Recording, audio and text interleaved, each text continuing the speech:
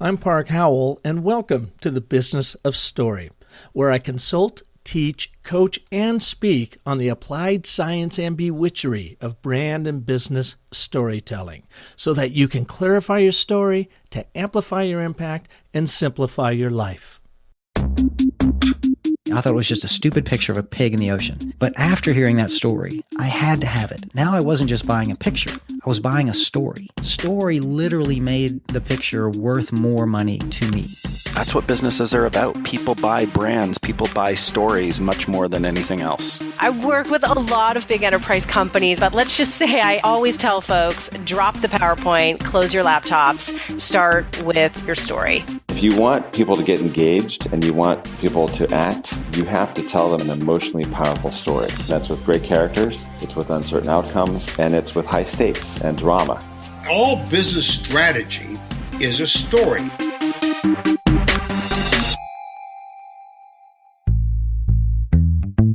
Folks, welcome to a really incredible edition of the Business of Story, and I don't say that lightly because on today's show, we have the very first person pioneer who had the courage to allow me to take her and her amazing organization through the story cycle system to help them figure out their brand story. And this is all circa 2009, so we're coming up on the 10-year anniversary then of the launch of their brand. And she is incredibly busy, so I appreciate the fact she's taken the time to be here with us today. And I got to tell you, she is one of the most amazing professionals I've ever worked with, and you are going to hear why in a minute, because she truly is a CEO, a doctor, an MBA, a person, a mother, a person who is literally changing the world through the work she does at Adelante Sustainable Healthcare. So without further ado, I would like to welcome Avein Saaty-Tafoya to the Business of Story. Welcome, Avein. Thank you, Park. It's a pleasure to be here with you. So much fun in that you came into our life in about 2008, totally out of the blue. Somebody called us and said, look, we have a community health center out here in the West Valley, and we need some help with our branding. Would you come out and meet with us and whatever? I said, sure. So we went out, drove way out, and it seemed like in the middle of nowhere, in kind of a dank little dark strip center. I think right next door was a gun shop, and the other side maybe a tattoo parlor or something. I mean, it was pretty sketchy. And walk in the door and meet you and your staff for the very first time in that dichotomy of the professionalism of your staff and the operational facilities where you're at knocked me off my socks. I'm like, what is going on out here? Do you remember that day? I do, and the dichotomy is not lost on me. What made sense was being close to our community. And if our community included a barbershop and a gun shop and a cantina, then we rolled with it.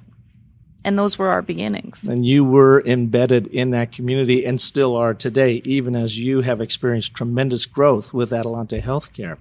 Yes. So this story starts many decades before this in northern Iraq. Can you tell us a little bit about your upbringing and your family's immigration to America? So my family were refugees from Kurdistan of Iraq, which is a little unusual. That part of the world has a lot of history of problems. We came out of that area in 1977, right before the Shah of Iran was assassinated, almost 2 years to the date before the Iran-Iraq war started. What was tough about having Kurdish ethnicity was that we weren't a racial or ethnic group. We had a history there. And so there are lots of oppressed groups in that part of the world, the Jews, the Armenians, the Yazidi that we hear about today who have been oppressed. We had an opportunity to leave, and I think my parents really embraced the idea of giving their kids a second chance. They were both educators. My mom taught English. My dad was and still is a mathematician. He was a principal. We went from the Middle East to Germany through the sponsor groups, most of which were part of the Catholic Church. And what year was that? 1977. 77. Yeah, I was 6 years old, and we lived in Germany for a year. My dad, being from our ethnic background, Saaty, my maiden name, means jeweler or clockmaker, watchmaker. That was the profession of his father and his grandfathers before him. He was the eldest son, and through networking, he had the opportunity to get some training in Germany. And so I went to real German kindergarten. There are little cassette tapes of, baby girl voice speaking in the German language and singing songs. And I have great memories of that bright green landscape. And the German people really are a compassionate people. And so that was the transition to coming to the U.S. What was interesting was we landed in Appalachia, in the southern part of Ohio near West Virginia and Kentucky, in a very rural town. And we landed there because I had an uncle who was going to university, and my dad and my uncle decided to go into business together. And that was the start of my exposure to entrepreneurial, pursuits. What kind of business were they doing?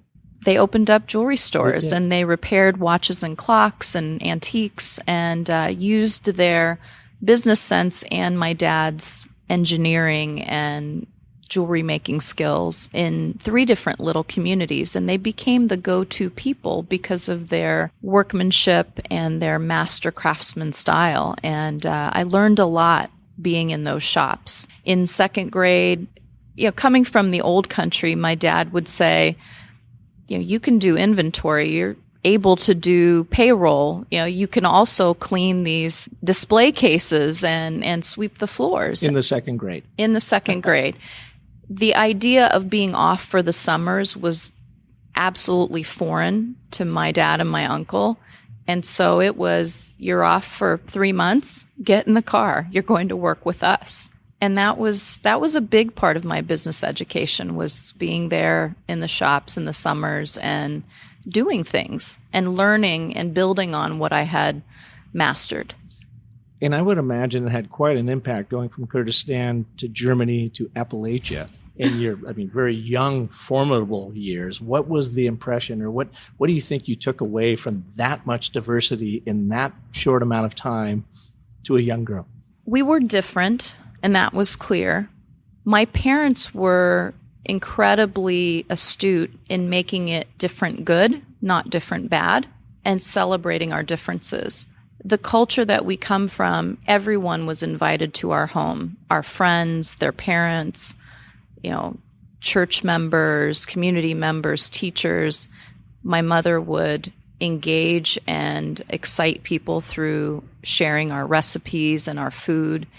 There was one small local grocery store, and she made friends with the grocer and had things like pita bread and even rice and lentils and other things that were normal in our diet, but were certainly not part of the American diet, brought in once a month. And when people started to get a literal taste for our flavor culturally and ethnically, I think they embraced us, and I had really positive experiences growing up in that town. That's interesting. So you didn't necessarily assimilate into America. You had Appalachia America assimilate into the Saaty household. We opened up that door in that conversation. I remember being in 3rd grade and other kids not even knowing the geography of the Middle East. And I had a globe, and it was one of my favorite toys. And I would show them the parts of the world that I had been. And it was interesting to my classmates and my teammates. I think the things that I experienced that I now look back at as maybe covert discrimination, I don't know that I internalized as a kid as a bad thing. I think if someone said to me, well, you're cute, but I can't possibly, go out on a date with you, I would almost turn that around and say, well, they think I'm cute. Maybe we can be friends, and it's okay. So I think it was a good education. I think the other thing it exposed me to was coming from tents in a refugee camp. I had never experienced the level of illiteracy or abject poverty that I did in southeastern Ohio. So those things are relative. In the Middle East, there is a lack of infrastructure and resources, but by and large, there's a high literacy rate, and the culture values education. There is more of a matriarchal communal culture where if a family doesn't have, there's a tithing where you support the poor and you share what you have and people get fed. That was really missing in that southeastern rural community in Ohio, and it touched me quite deeply, and I think affected what I feel about my humanitarian work and why I have a passion for eliminating health disparities and addressing poverty of all kinds, especially when it comes to children. And that must have been a little bit surprising, too, coming to America, the big superpower, and then finding that you were surrounded by a lot of people that weren't as well educated as your homeland was in some respects. That was something that was part of the conversation with relatives and friends. The myth globally of the U.S. is, the streets are literally lined with gold. And I think when people understand how difficult socioeconomically it can be, and the lives of the working poor and the social safety net, it's eye-opening. It was motivating, too, for me. Well, and you were motivated to go on to school and get your medical degree. Where did you go to school, and when did you start practicing medicine? So the really interesting thing is I identify as an artist. My undergrad was in fine art. I was a painter and a sculptor, and I really loved anatomy and physiology.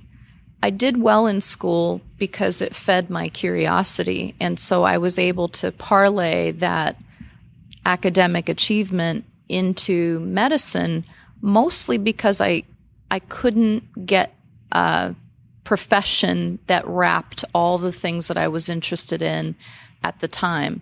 I wanted to be a medical illustrator, and unfortunately, in the early 90s, that was the start of the shift to technology taking over medical illustration and that profession. I didn't want to sit behind a computer. I wanted to be an artist and be creative. And at Ohio State, I'm a Buckeye. I come from the Buckeye State. There was an opportunity to shift from medical illustration in that program and continue in the medical school. And that's what a classmate and I did. I think because we were artists, we weren't stressed like the other medical students. We really enjoyed the learning process.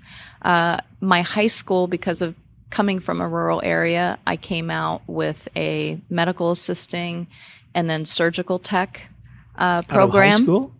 Wow. Out of high school. And one of the local physicians that had mentored me helped me get through those programs and gave me an opportunity to work alongside them. So I had a pretty deep skill set clinically. I had an interest in the sciences, and I had that creative, artistic background. And so medical school was really eye-opening. Again, I think coming from the Middle East, the idea of being a physician was really being a healer. In the Middle East, there's an emphasis on the physical exam and on the laying of hands and your observational skills with a patient. So you might take a look at the nail beds, the whites of the eyes. You really use your scientific method to make a treatment plan. In the U.S., much of that has shifted towards, labs, treatments that are more technologically mediated. And so the healing art part of it was really missing. My medical journey through family medicine was rewarding, and I enjoyed the time I had with patients. I worked in clinics, in hospitals, in emergency rooms. I remember my first patient in an emergency room quite vividly. I was quite young. My attending was quite cold. This was a 19-year-old that had a motorcycle accident, and I remember breaking the news of his death to his parents. It affected me deeply, and I think was the start in my questioning the health system. And this was your very first patient in That was my ER? very first patient. And you had to do that. Yeah. And so what was it about it that opened your eyes to the way we approach healthcare in America? It was very methodical and much more about the checklist of what the system needed in order to move the patient through its processes. The humanity of it was non-existent. And I think what I observed in my attending was an incredible skill set clinically, analytically, but absolutely no connection. And what I saw in these parents and what I could empathize with was they weren't hearing anything. You could explain to them all of the physiology and all of the things that led to their son's death. They were feeling. Because they were in shock. So they were absolutely in shock. And so what I realized then was, as clinicians, we had to start where our patients were. Make sure that we were connecting, that they were hearing us, that they were in a state where they could understand their options, and that the decisions lie with the patient. We're really the conduit. We're not powerful. We're not the decision maker. And it sort of fell in the face of what was normally done. And I had support and encouragement and a lot of pushback. And so I had to be tenacious about fighting for my patients and advocating for what I thought was right. I also learned a lot as a woman and a professional about teaching people how you want to be treated, and it served me well through the years. I had very powerful and often male, older, established attendings who maybe they weren't as, clear about what I was asking or what I was suggesting. And I learned to hear them out, find common ground, negotiate what I thought was the best course of action, and find a path where there could be a win-win. I didn't want to advocate in a way that was just antagonistic, because I knew I couldn't solve problems that way. So it was a great learning experience. I think what medicine taught me is I have an affinity for human connection, but that I could give so much more to changing systems and affecting many people's lives rather than just one panel of patients that I might care for directly.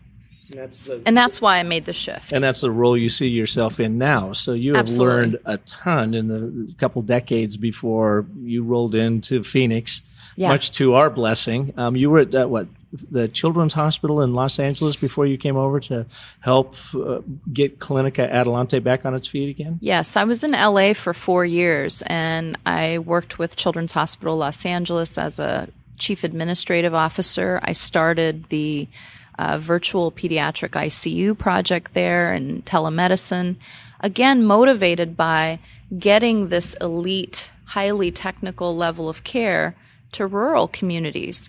Children would show up in the emergency room in Ventura and in Visalia and in these far-flung areas, and those emergency rooms could not provide them the level of critical care that an urban, really globally recognized children's care center could. When you connected them virtually, it's as if that emergency room physician, surgeon, clinical intensivist are right there by the bedside. They could monitor patients, they could communicate with the nursing staff and the physicians in those rural areas, and real lives are being saved every day that way. So it's very rewarding. So it seems to me, and I'm learning a lot now about you, even though I've known you for a decade, everything in your life has just kind of laid the stepping stone to the next place to where you find yourself today as CEO of Adelante Healthcare. I mean, I didn't with know all your that. background, you are the most natural person to be running this organization, and the impact you're actually having throughout the country in healthcare is not surprising, but it's amazing, because very rarely do you find one individual with an amazing team that is really having the kind of impact you're having here. When did the call come in? Because it sounded like you had a great job going in LA. To come over here and see if you couldn't breathe life into and resurrect what was at the time about a 30-year-old community health center here in Arizona. So you're going for the glam of LA to rural Phoenix. Well, the call didn't come in. It was really life circumstances. And I think that's the other thread that's woven through my career experience. I try to feed my curiosity, and rather than looking for a job, I really think about how I can contribute in a meaningful way. I had just had my son, Maxwell, who's now 13, and my life changed in ways I couldn't anticipate. I wasn't that little girl who dreamed about getting married and having kids. I was always extremely independent, and I was the eldest of 4, so I felt like I had already raised 3 children. I was blessed to have this opportunity to be a parent, and it really changed me. The hard-driven, work-centric personality that I had really shifted, and I started to look at his development knowing the nuances as a physician. And I thought, I can't miss this. Mm-hmm. In LA, there was about a 2-hour daily round-trip commute, really tough, 12 to 18-hour days sometimes, because a hospital system is 24/7, 365. And even though I could take him with me to one of the child development centers where there was 24-hour care, it wasn't feeding my soul. You were missing out on it. I knew that I was trading off on something that I couldn't put my finger on. And so my husband and I at the time talked about it. We both had connections in Phoenix. And long story short, I was going to take a hospital CEO job. And I'll try to make the story brief. I was hiking one day, one of my favorite things to do, and a recruiter called me and said, you know, one of your old bosses forwarded an old CV, and we've got this CEO position in a little clinic, and he thinks you would be perfect for it, and you knew some of the individuals, you had worked with them before in the past. And so I thought, well, you know, I really love this guy, one of my old bosses, and I'll take the call out of respect for him.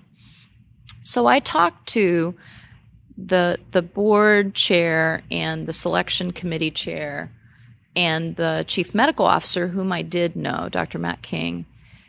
And I just thought, this is interesting. I think I can help. I knew it was a mess. My predecessor was a wonderful woman who had spent almost 20 years of her life, 10 years as a Vista volunteer, actually starting Adelante, and then later, the last 10 years of her life, you know, in the organization as its executive director.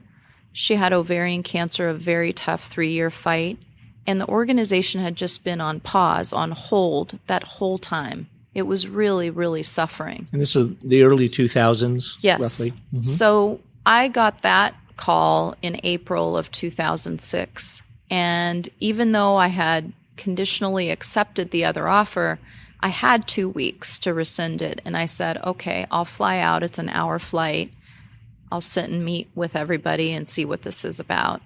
I was the very last candidate. They had interviewed lots and lots of people. In some ways, it was one of those fork in the road types of moments. I fell in love with the board. I really respected the chief medical officer. I heard their story. They felt to me like a diamond in the rough.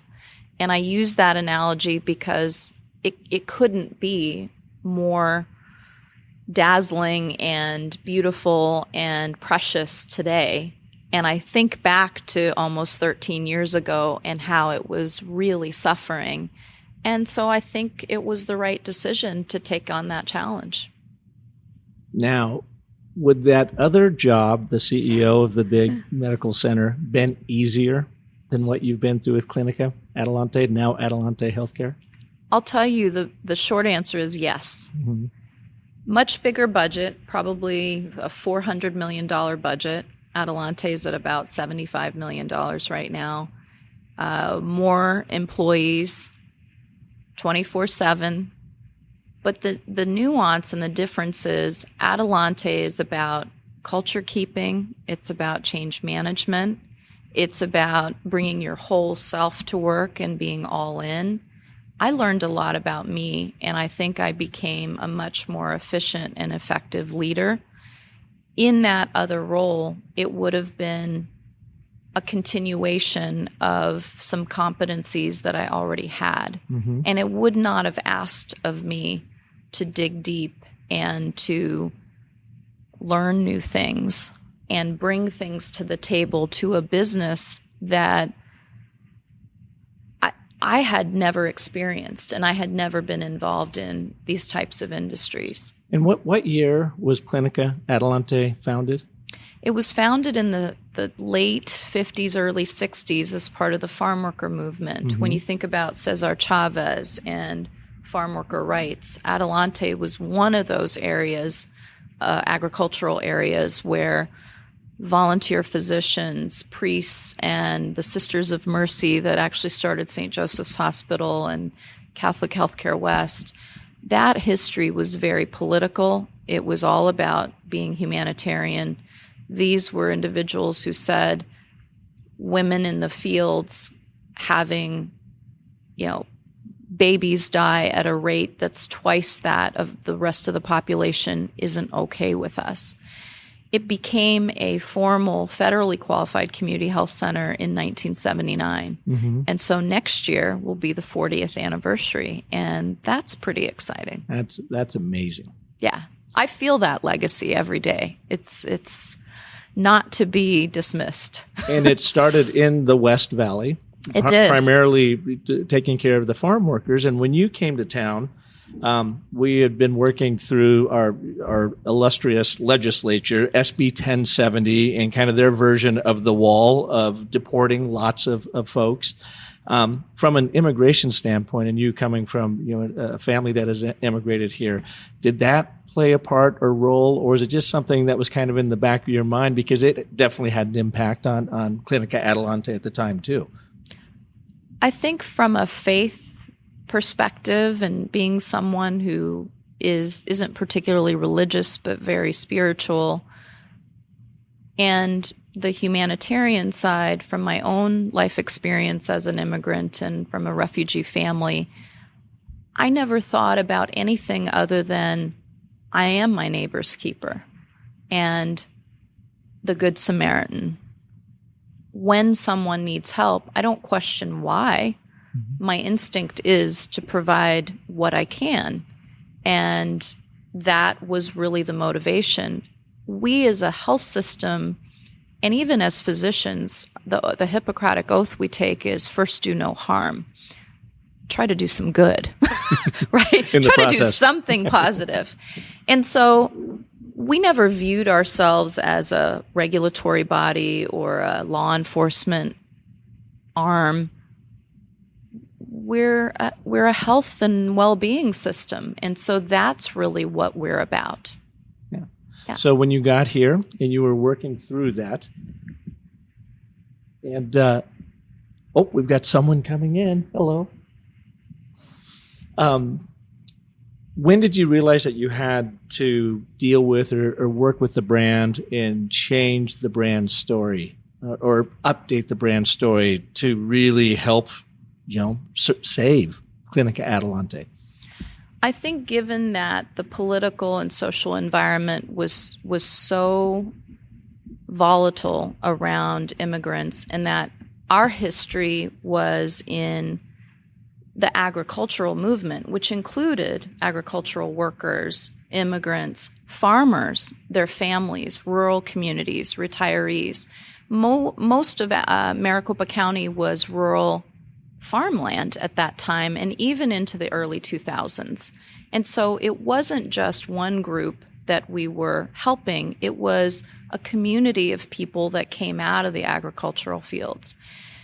What I saw when I came in, and it was that time of, some anti-immigrant sentiment, as well as huge unprecedented growth in the Phoenix Valley, I said, we've got to serve the entire community. There are many underserved pockets. And the way that community health centers started was, we are about geography because place matters.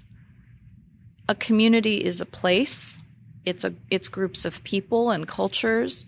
There are lots of things that identify a community, but place does matter. And so as the far Western Valley started to differentiate and other groups, other populations moved in, other immigrants, retirees, we saw a need and we said, we can fill that need. We know how to do that. We've done that in the past. And just because in the past we were 95% farm workers and 95% uninsured doesn't mean that that's the way the needs assessment lays out today. If our Medicare patients can't find a private physician to see them, we will see them. If our Medicaid patients are being turned away, we will see them. If a commercial patient can't afford a copay or a deductible, we are affordable. We have lower overhead. We're a not-for-profit. We can see them. And so that was a great baseline for a new business plan that was a more diverse payer mix. And our story and our brand had to connect with all of those people who might need us, but who had choices and who had to maybe be introduced or convinced to take a chance on us. Well, and as I recall, too, as we were just getting going on your brand work, that you also had to do some convincing internally with some of your executives and especially your board, some of the board members being around since the very beginning. And they probably had a bit of a myopic, reduced vision of what Clinica Adelante could be. And then you come in and say, oh, but we could almost be everything we want to be, to serve these diverse populations and these people's ability to pay, regardless if they could pay or not. So how hard was that to get the internal psyche shift, that paradigm? I think you warned me at the time about sacred cows. What I understood was the interest of my board and the historians of the organization was they really had a passion and a mission to serve the poor, those in need. What I had to connect with them on was the definition and the picture of that patient or that community member had changed and had broadened over time, and that we couldn't do what others had done in compartmentalizing our founding group and our founding patients. I wasn't going to turn away a Croatian immigrant that came to the U.S. after the breakup of that part of the world and the wars that they experienced because they didn't look like the history of Adelante. I didn't want to turn away somebody's grandfather and grandmother who were Caucasian and maybe had worked somewhere for 30 years and retired and were on Medicare and couldn't find somebody to take care of them. To me, I didn't see the differences. I just saw the need. And I think we had that dialogue and that conversation, and many of our board members embraced that idea. We did lose a few, and I think you can't gloss that over either. It's important that those that embrace the vision and want to do the hard work of getting there be bought in. And it's also okay for people to disagree with you and to maybe leave the organization because it no longer matches their personal vision. That was a big learning experience for me as a leader. Well, and it does help when you clarify your brand story because it starts aligning all those things. So people that are really already bought in, it makes them even more impactful. And those that weren't bought in, and it's okay for them to vote themselves off the island, or sometimes you have to vote them off the island, but you're doing each other a favor in the process because now they're going to go out and find what story they really need to be involved in versus trying to make yours work for them. Yeah. I remember, too, you had very much of a business model challenge in that coming right into the recession, cash flow was way off for lots of different reasons. And I remember you telling us somehow we have to make what is perceived as a free community health center accessible to everybody. So those that can pay to actually want them to come to here, to even maybe switch where they're going with their family practice and come to a free community health center with all the baggage that has. So your story had to overcome that. And you did it really first operationally by finding amazing practitioners and offering this holistic approach. And the one thing that struck me about it, if we can cover this a little bit, is you were talking about prior to coming to Adelante, Clinica Adelante, that you were in a room full of a bunch of business guys over and over again, and they would, quote unquote, dumb down their conversations because you doctors obviously don't know numbers, and you actually went out and got an MBA so that you could better communicate with them. I think it's really important to run a sound business. As a nonprofit, we have to be not for profit, but profit is not a bad thing. You need resources at the end of the day to reinvest in the organization, to compensate people fairly, to be able to recruit the best and brightest, to be able to offer your patients a wide variety of services. So we had to shift from nonprofit to not for profit. Our shareholders are our patients, our employees, the entire community. So I remember being a physician that volunteered for those committees, and I would sit in that room and we would discuss different decisions, and there was a real condescending way of sharing the financials as if we didn't understand. And truth be told, those spreadsheets meant nothing to me. I wanted to satisfy both my curiosity, but also to be competent in making good business decisions. I wanted to learn, and I wanted to be able to engage with the financial managers so that they could understand how everything trickled down to affect patients and staff. It wasn't that I didn't agree with many of the decisions they wanted to make. It was more about the approach and the negotiating points. So I really believed if I could speak in their language, that we could accomplish more together, and that the way that I could create sustainability in the system financially was through understanding how patients move through the system and how it felt to work in that system. Do you have an antagonistic bone in your body, Avein? I am a fighter. I'm an advocate. I'm courageous. It's sometimes very difficult to be the person who will say out loud what no one wants to say. I try to do it with heart. One of our cultural training programs is called The Language of Caring. And I got a lot of laughs, from physician leaders and my CFO and others. They thought it was corny or something like that. They really thought it was corny. They said, "Dear God, what is she talking about?" And I said, we learn in medicine how to treat through the medical model. We don't learn how to care. And we don't know how to show we care.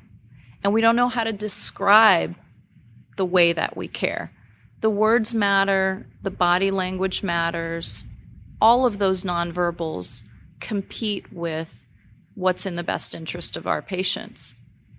And so we've actually embraced this idea of heart, head, heart communication. And it served me well from a business perspective. And as a leader, I can do heart, head naturally. Closing with heart is the most difficult thing. It and what do you mean feels by that? extra. What so you start with heart, connecting emotionally. Right. So that's marketing 101, because we all buy with our hearts. We don't know how to do that and justify our positions with our heads. So that's what you're explaining. I mean, you come to a very left brain logical world of medicine in America, but you naturally lead with your right brain and your emotion and say, let's look at the artistry. Let's look at the emotion. Let's look at the human being first. Yeah. And then figure out how to bring our smarts to that to help them, overcome. Those two things are important, and I think leading with heart is a great opener. When you deal with the humanity of it, people hearing that they have a diagnosis that they're not prepared for. You come in and you run through a battery of tests, and you sit across from your physician or your caregiver, and they say, you must be very nervous. I know this is difficult for you. So you've opened up with heart. They're listening. They're intent. And you have to tell them the head part. Your test results have come back, and it's clear that you have diabetes and that these are some of the challenges that you've got. You can't leave it there, because that's when people stop listening. That's when that mother who heard her son was gone left the room. So you've got to give people some time to process, and it's important that you not leave them in that state. You know what, Park?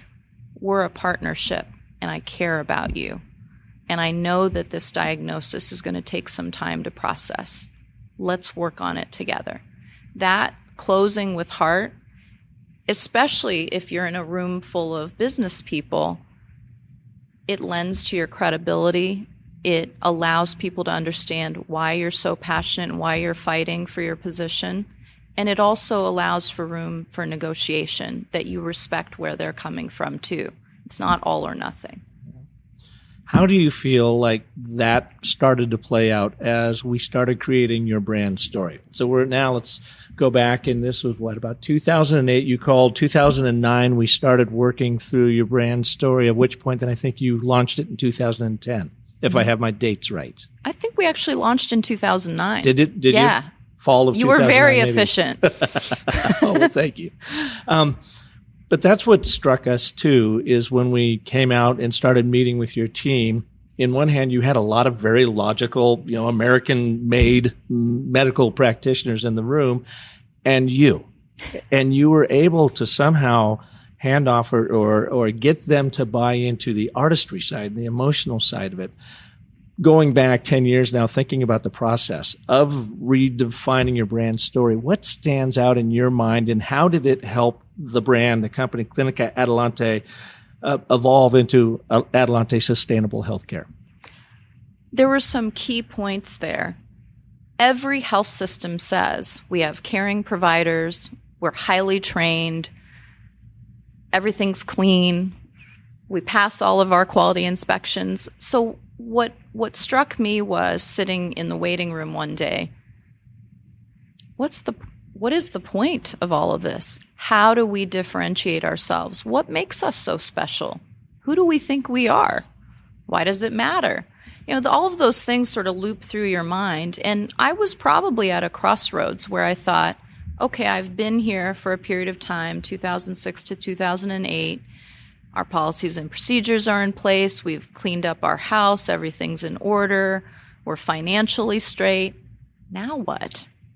Is this all there is? What I started to realize and what I started to explore was not just the idea of sustainability from an environmental impact, which was something I was interested in and passionate about, and certainly we partnered in exploiting in a good way, but also what does the future hold, and how do we go from here, because we were still quite small, to addressing this exorbitant healthcare need and a deficit in access. At that time, almost 750,000 people in the greater Phoenix area were uninsured, and there were no answers.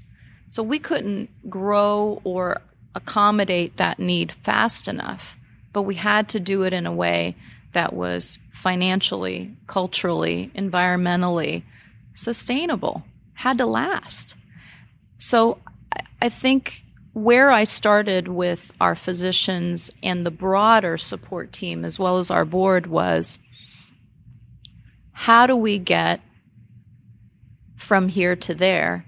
But more importantly, if this is the vision of what we think the organization can be, how do we work our way back from that goal?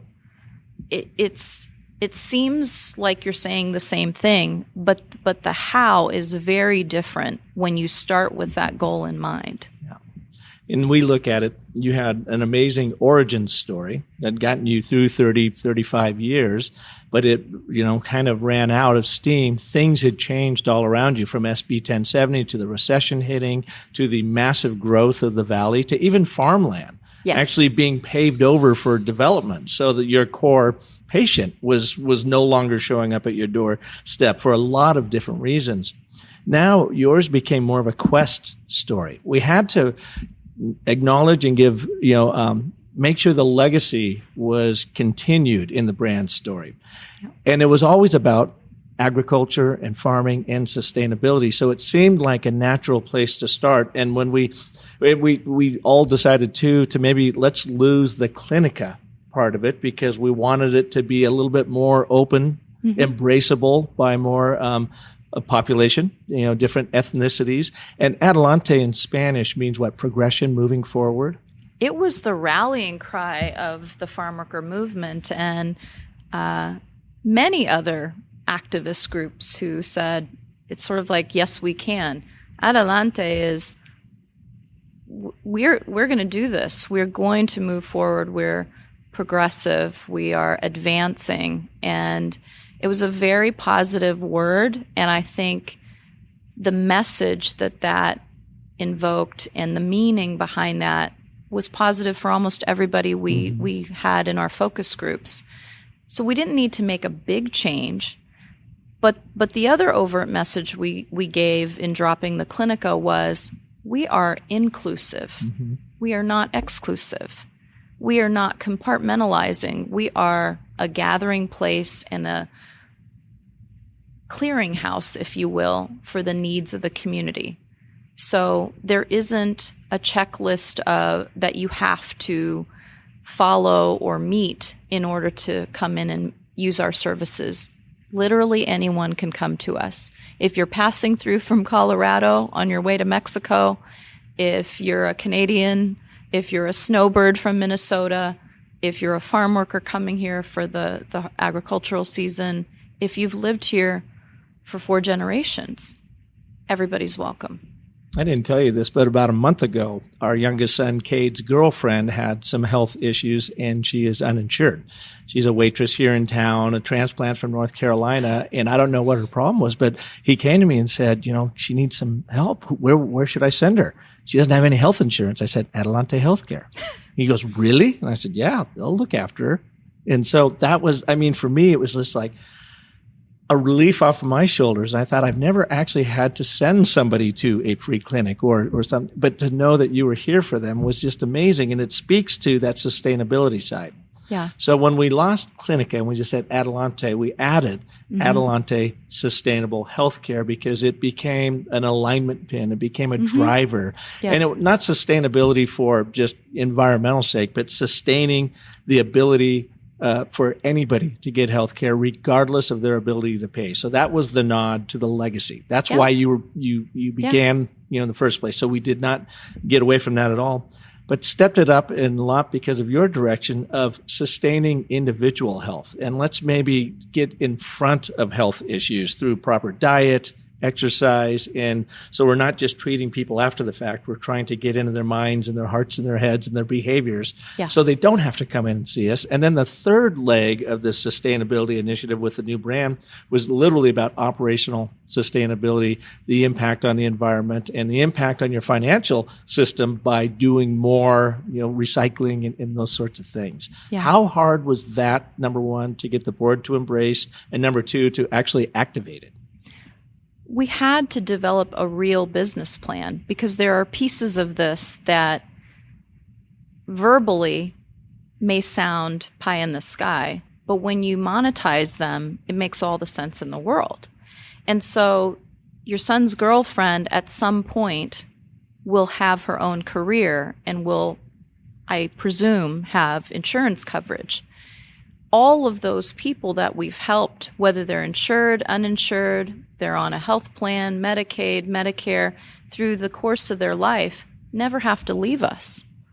Because we're never going to say to them, we can't see you anymore. Mm-hmm. And so that's how we've shifted from almost all uninsured to, I think we have 28% commercial patients coming to us simply because we are an incredible value and we're so comprehensive. They can't get a better deal anywhere in the package that we deliver it in the culture and the environment of caring that we deliver it in. Medicare patients, my mother's 74, there isn't a more difficult patient out there in terms of demands and attention to quality and cultural mistrust. She's been a patient for about 12 years, almost the entire time that I've been here. And when you can meet that decision making or choice, and then you look at the revenue layout that can bring your organization, it makes all the sense in the world. So even environmental sustainability, some people view it as a nice to have. When we build buildings, we build them with green healthcare in mind. We're sitting in Adelante Mesa, which is still the only LEED Platinum certified green health center in the country. And it's stunning. And this is 6 years later. And it's right on light rail, so people can get here very, very easily. Yeah. And it is just absolutely stunning. And you speak now around the country, or maybe even around the world since I saw you last, on sustainability in healthcare and how to rethink a practice. Healthcare has lots of buildings, lots of square footage, and it's very inefficient. And so if you can invest some dollars in environmentally sound buildings on the front end, you may spend a little bit more on LED lighting. You may spend a little bit more on sustainable materials that don't off-gas and are much easier to clean and maintain. Remember, all of those dollars you don't have to spend over the life of the building, you can put back into additional services and the quality of the people delivering those services over time. So we tried to think through an ROI on every decision we've made. Why are we spending that money? Why are we cutting corners on that? If I spend 30% less and have light bulbs that I need to change every single year, I have to pay Rudy, my sweet day porter, to get on a ladder. It doesn't make sense over the life of the building. And we, in nonprofit environments or not-for-profit environments, often we think we're being good stewards by cutting costs. You cannot cut your costs or cut your way to sustainability. It's about really wise investments and diversity of your payer mix. The other thing is we have patients that used to go to Mayo. They don't feel they need to go to Mayo. We are of the same ilk, the same quality, the same environmental warmth and community as a system like that's top tier. And we're in the patient's community and we're affordable. So the decision almost makes itself. It's amazing. When you took over then back in 2006, when we first started working with you, I think you had 4 clinics at the I think time? it might have been 5. 5? Yeah. How many do you have now? We are building our 10th site in Goodyear, which is part of the West Valley that it's a large bedroom community and a very progressive city infrastructure. And so we're excited about that. And how many of those now are LEED certified? 6. 6. I believe 6 of them. And some of them we've refurbished. So we've done sort of the interior. We have 3 buildings that are comprehensive and 2 that we've built from the ground up. So, and did you ever think you would be that embedded with sustainability and operations prior to doing your brand work? Absolutely not. I've built a 250,000 square foot hospital tower that I think I went to 3 meetings over almost 3 years of construction, and it was a mistake. So again, from a leadership standpoint, what I didn't know then, and that was probably a $500,000 or $500 million project, was that leadership needs to dip down into the weeds in order to understand and in order to make thoughtful decisions and contribute to the vision. If you're completely disengaged, some of the most expensive and complicated projects that your organization undertakes, the buck may stop with, a facilities manager. And that's just not okay as a leader to put that on somebody when they don't have the scope of the whole organization. If my CFO had been the only person, the only decision maker from the leadership team in a value engineering meeting, we wouldn't have LED lights. Because I can't expect a CFO to look at a 30% premium and say, that's a good idea without context. No. Well, and I think it illustrates, too, the power of a clarified brand story. So often people think about it, it's branding, marketing, and differentiation in the marketplace. But that only works if your operations are aligned. So a really well thought out and crafted brand story is aspirational in your operational. Yes. Building the kind of brand and product that you want to employ people in and service through. It has to be achievable. So a good example of that, Park, is we achieved LEED Platinum. We didn't have solar. We couldn't afford it at the time. And I could not make the ROI case. Can you imagine in the Valley of the Sun in Phoenix, Arizona, and Mesa, Arizona, and we didn't use solar in our LEED green environmentally sustainable project. But as a not-for-profit and a steward, you have to do the work. You have to do the preparation. You have to do the math. The thing that put us over the edge was we were the first health center along the light rail. And so many of even our physicians can ride their bikes or commute into work on the light rail.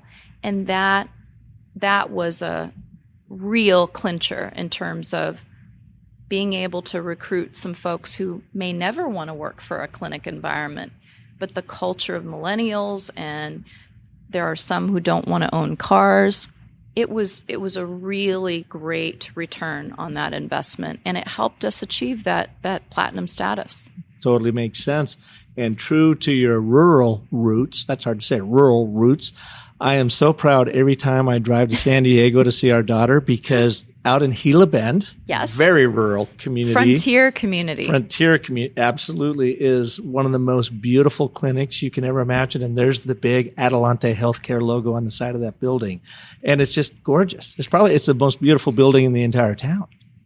More than being beautiful, it is a great resource for that community, and it provides that whole person care that we have now embedded into the way that we practice. We brought dental services to that community for the first time in its history. We have a resource library there, and we have a population health approach. We believe that the social determinants of health are much more impactful than clinical medicine. So during the recession, when our patients were struggling with losing their homes and their jobs, and maybe your blood pressure was high because of that stress, I could write you a prescription that wasn't going to get to the root of why you were experiencing that hypertension. So we partnered with H&R Block and some of the financial nonprofits that were helping patients manage their lives. Life was happening to them. And that is the kind of work that is the global approach to whole person care. It's about real well-being. It's about caring that education, transportation, your job status, your food security, where you live matters.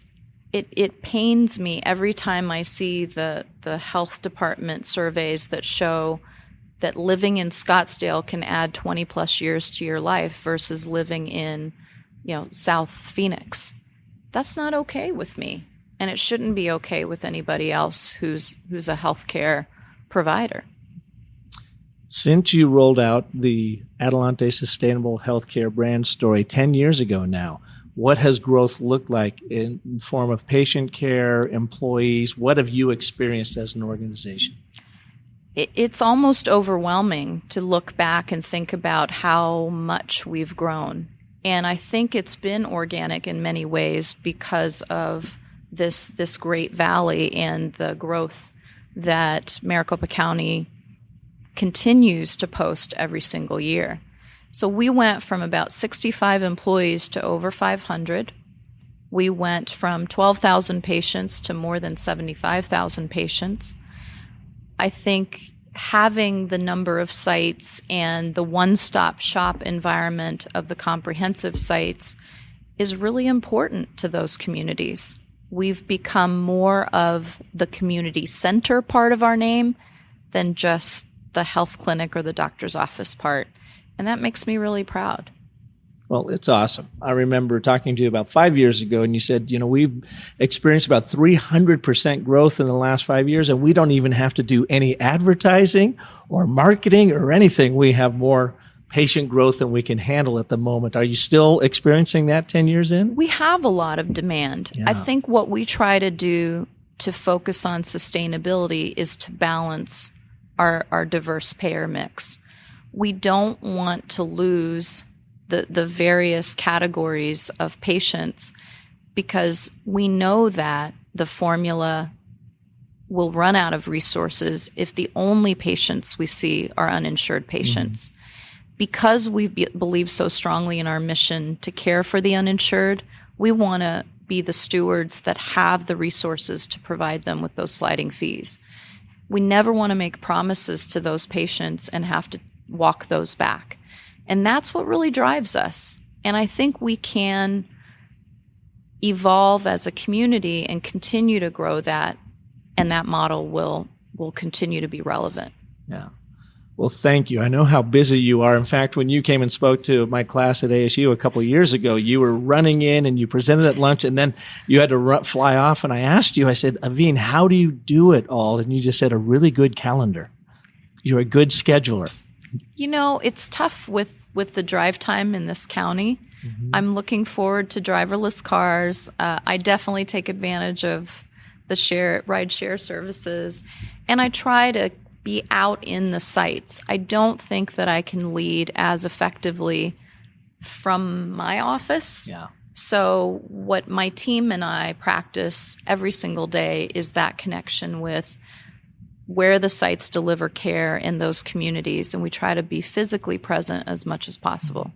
Well, thank you for being here on Business of Story today, and a heartfelt thanks for having the courage to be really our very first person to go through the story cycle system. We had done a lot of branding up to that point, and some of it was still clunky to me. It just didn't make sense. And when I realized and understood, this whole hero's journey and how it could be applied to story strategy, you were literally one of the first. But now I know why, because you had that artisan in your side, and also that left brain, intellectual, logical side of it, saying, "Oh, this system makes sense." Yeah. But it did enable us to cut down, to the bone and into the nerve center of Clinica Adelante and work with all of you to find the emotional cues that really made your overall story. So thank you. And I just am so glad that we could be sitting across from each other 10 years later. And when I go to your website, I still see the essence of your brand story throughout that entire site. So that's very rewarding.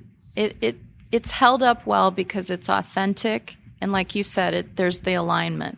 So we're really blessed. We feel proud to be associated with Park & Company and the brand of story. And let's keep reunion on our calendars. Well, thank you. Thank you very much, Avein. And thank you all for listening to this edition of the Business of Story. I knew you would love her. She has so much great insight, and she brings such a humanitarian approach to business.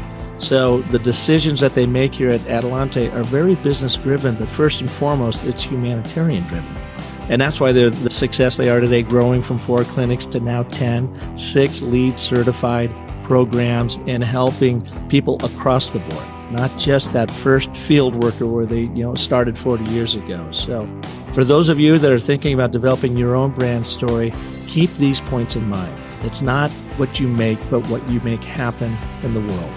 And that's, if nothing else, that's what I wanted to get across in this show today. So thank you for listening. And if I can be of greater service to you, you know where to find me at thebusinessofstory.com.